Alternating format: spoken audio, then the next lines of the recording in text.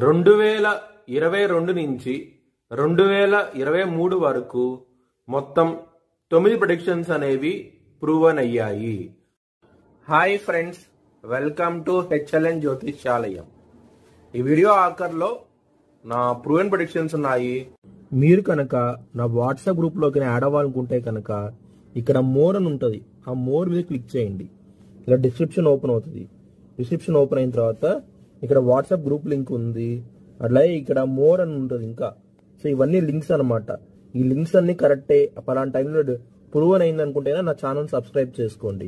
ఇలా నా WhatsApp group link ఉంటుంది, జాయిన్ గ్రూప్ అని ఉంటుంది. తులారాశికి అధిపతి శుక్రుడు. తులారాశిలో చిత్త 3-4 పాదాలు, విశాఖ 1-2-3 పాదాలు, స్వాతి 4 పాదాలు ఉంటాయి.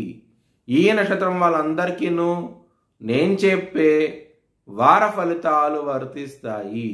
ఈ వారంలో లగ్నాధిపతి అయిన శుక్రుడు దశమ స్థానంలో ఉన్నారు, రాజ్యస్థానంలో ఉన్నారు.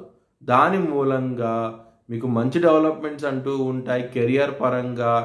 మరియు సూర్యుడు కూడా మీకు మిథున రాశి నుంచి కర్కాటక రాశికి వస్తున్నారు. దాని మూలంగా మీకు కెరియర్ పరంగా ప్రమోషన్స్ లాంటివి కూడా వచ్చే అవకాశం ఎక్కువగా ఉన్నాయి. ఈ వారంలో చాలా ఆనందంగా ఉంటారు. బుధుడు కర్కాటక రాశి నుంచి సింహరాశికి వస్తున్నారు, అంటే లాభస్థానానికి వస్తున్నారు. దాని మూలంగా మీకు బిజినెస్ పరంగా మాత్రం ఎక్సలెంట్ డెవలప్మెంట్స్ అంటూ ఉంటాయి. బిజినెస్లో పెట్టుబడి కూడా ఎక్కువ పెట్టండి, మంచి ఫలితాలు అంటూ ఉంటాయి. 12వ స్థానాధిపతి అయిన బుధుడు లాభస్థానంలో ఉన్నారు కాబట్టి విదేశాలకు వెళ్ళాలనుకున్న వారికి ఈ వారం అనేది చాలా అనుకూలంగా ఉండబోతోంది. 2వ స్థానం అధిపతి అయిన కుజుడు అష్టమ స్థానంలో ఉన్నారు. కుటుంబ పరంగా మాత్రం కొంచెం జాగ్రత్త అంటూ ఎక్కువ తీసుకోండి. ఘర్షమైన వాతావరణం అంటూ ఉండబోతోంది.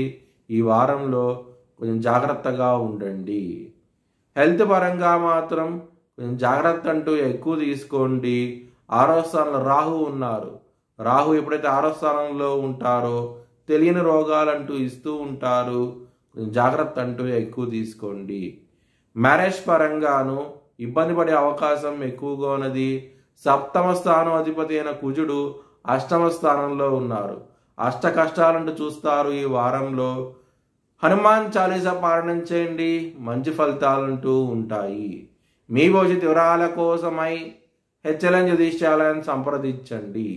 2024 భారత్ ప్రైమ్ మినిస్టర్గా నరేంద్ర మోడీ రీఎలక్ట్ అవుతాడని చెప్పి నేను మార్చ్ 2022లో చెప్పడం జరిగింది. అది ఈ నెల ప్రూవ్ అయ్యింది. Thanks for watching video. Please like, share and subscribe my